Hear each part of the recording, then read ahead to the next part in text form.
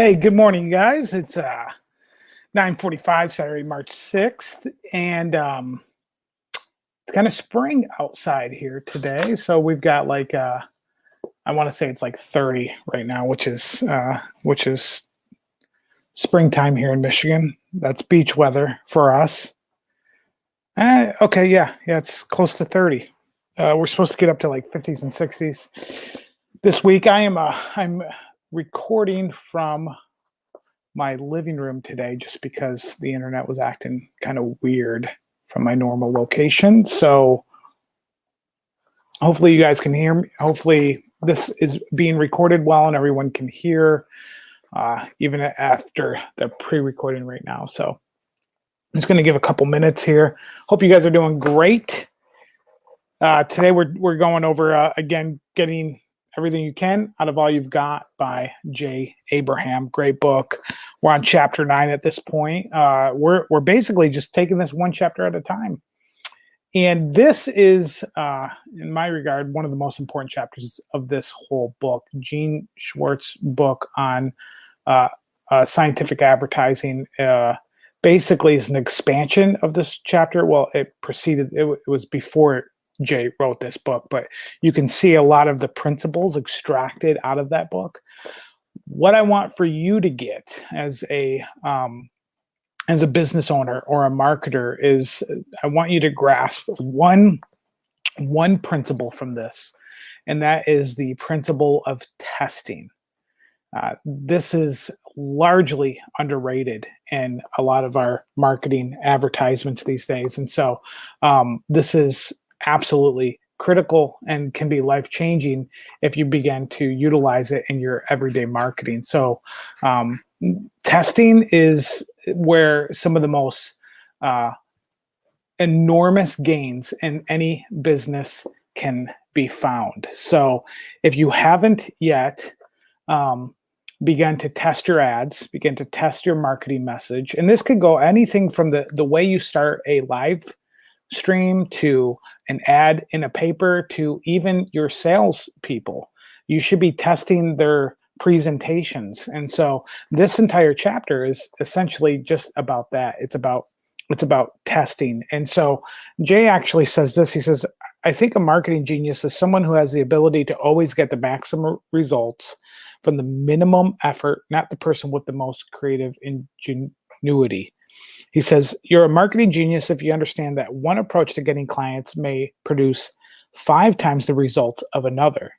So, of course, you stick with the approach that yields the best result. And so, one old adage that we've all heard is that hard work pays off. And then we've heard the counter to that, which is smart work pays off. But I guess if I was to change that at all, it would be that smart, tested, proven work pays off. Not just hard work or not just smart work, but proven work pays off.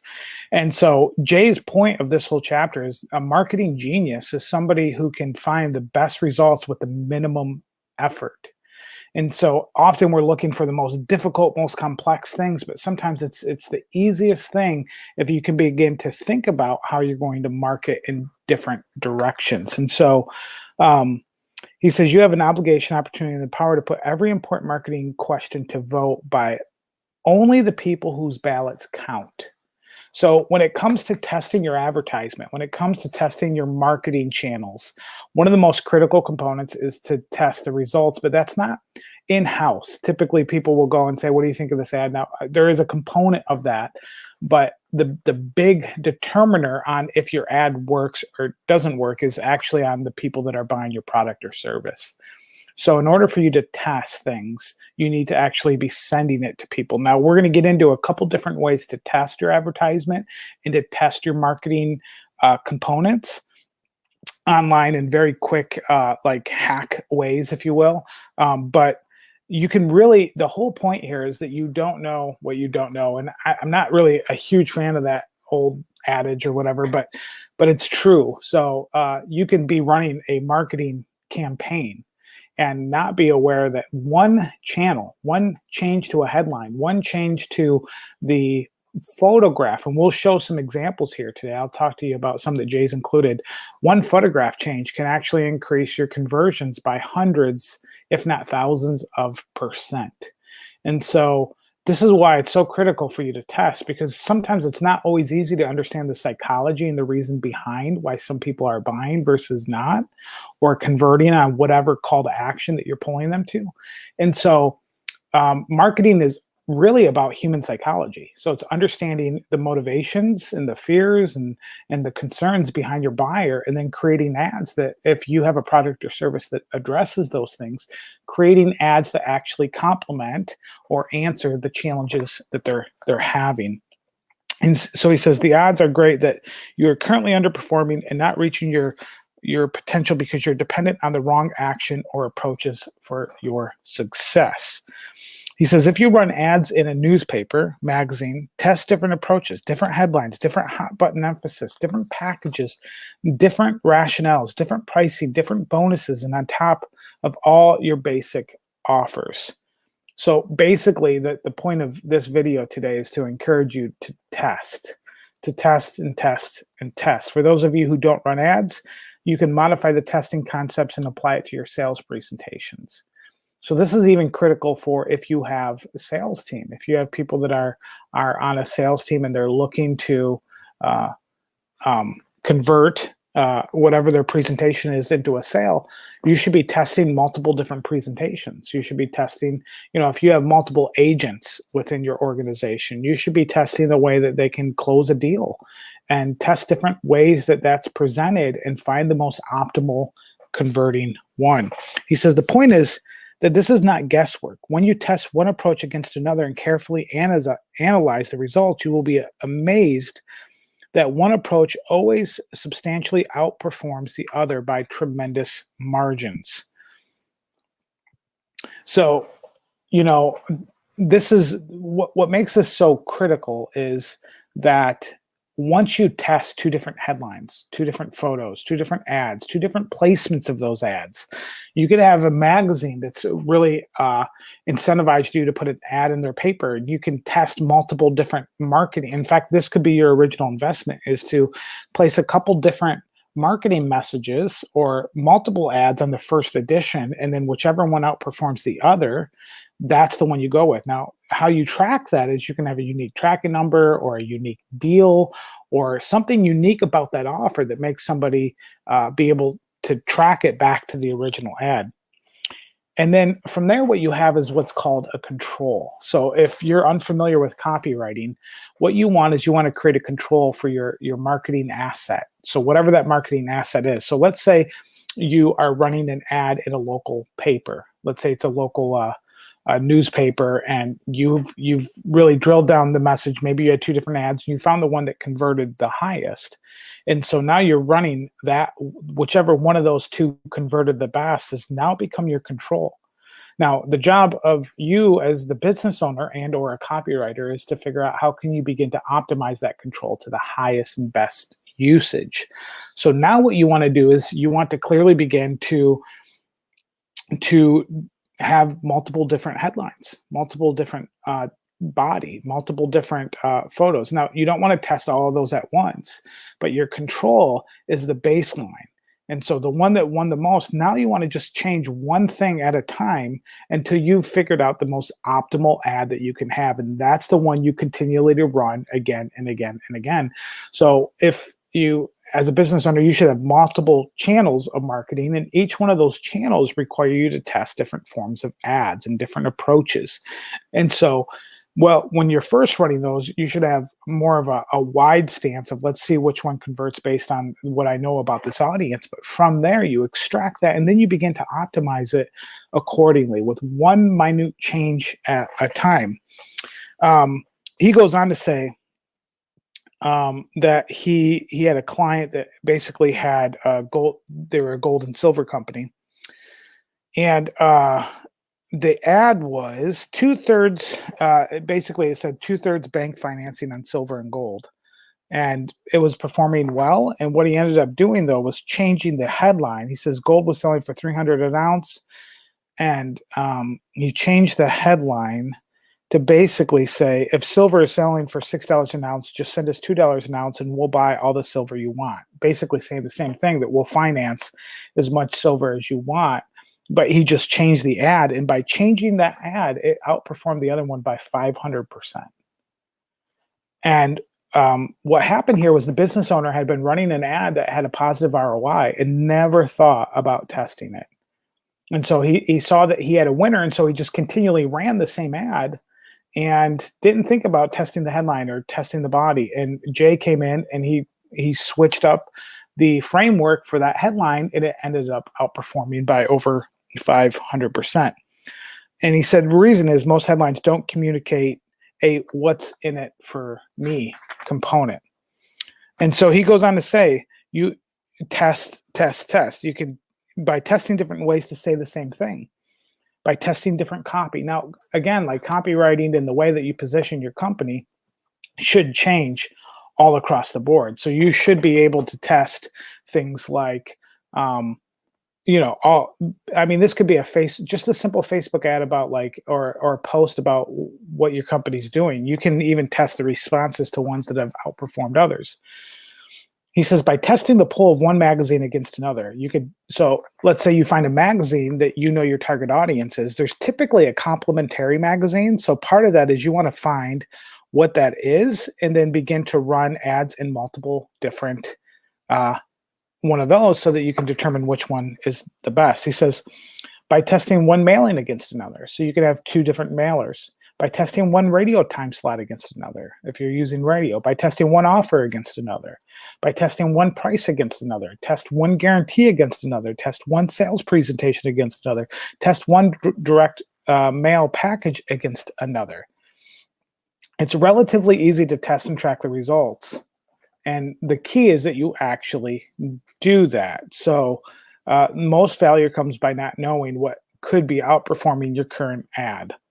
And he goes on to talk about different ways that you can test these ads. You can use specific coupon codes, tell them to call specific departments, a specific extension, include a code in the mailing label, use different trackable phone numbers, different landing pages. There's a whole bunch you could do. And then he goes on to talk about testing small.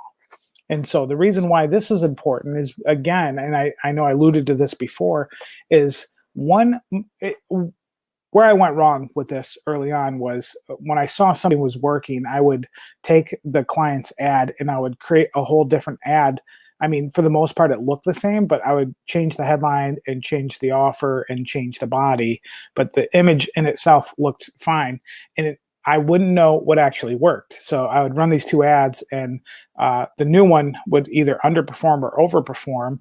But the problem is when I went to actually run it and try to figure out what it was that changed it, I couldn't tell. And so what I began to do was change just the headline or just the offer or just the image. Once you have established the control, the main ad that's going to get you customers, which you should have one main component, one main offer that draws people in that you can turn on and turn off. Once you've established what that is, that's your control. That's the ad that when you go to Facebook, when I run this ad, generally speaking, it's going to have X amount of responses, or it's going to result in X amount of business. The component that you want to change there and is just one at a time on the control. So just change a couple words.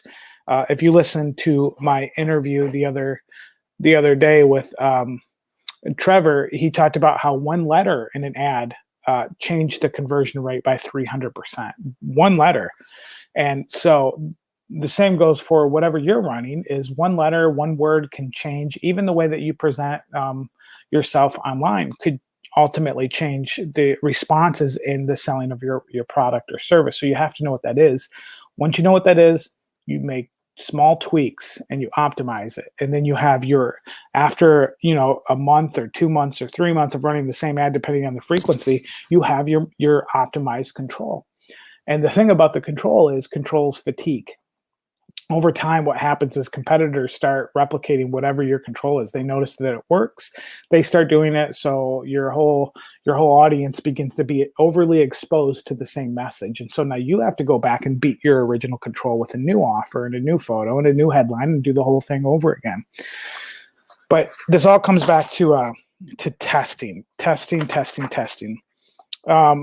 One little side hack that I would encourage you to try is that AdWords actually can do this really well. You can run a Google ad on a headline to an offer for just a few dollars, and just run it and see which ad actually outperforms the other, and that could be the test of your headline.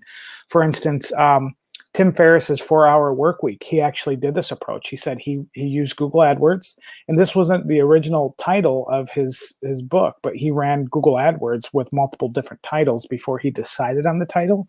And the one that had the most clicks and basically clicks was the one that he ran the title of the book for, and it ended up being a New York Times bestseller. So that is something that you can do if you're looking to run an ad and you want to test your headlines. Just run it on AdWords or run a Facebook post, a sponsored post, and just see out of those which headline gets the most likes. And so that's one easy approach that you can do.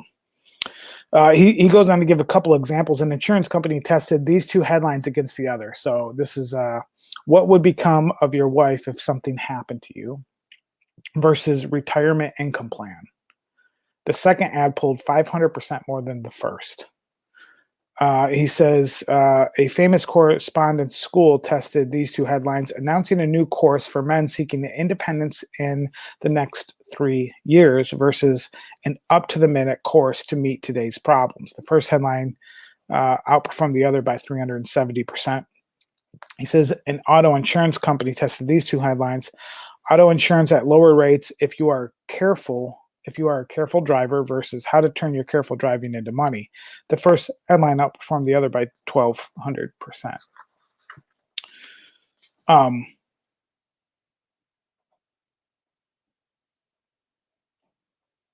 The other component, and this is the last part of this book, is sometimes outperformance isn't always an indicator of success. So one thing that you'll notice as you're running these ads is you can get a better quality customer depending on how you're running versus more frequency. So Jay gives some examples in this book about how you can perform some that get a buyer that buys once and then leaves, never comes back to your company, versus somebody that you can get a higher quality customer that comes back multiple different times and it has a greater lifetime value to your company. So sometimes you have to also be measuring the frequency depending on your product or service and the quality of the customer that you're actually obtaining. So that's the other big component of testing. So this entire chapter really is about testing your ads. And so I just encourage you that if you are doing that, or if you haven't started to do that this is a place to get started. If you need help or suggestions,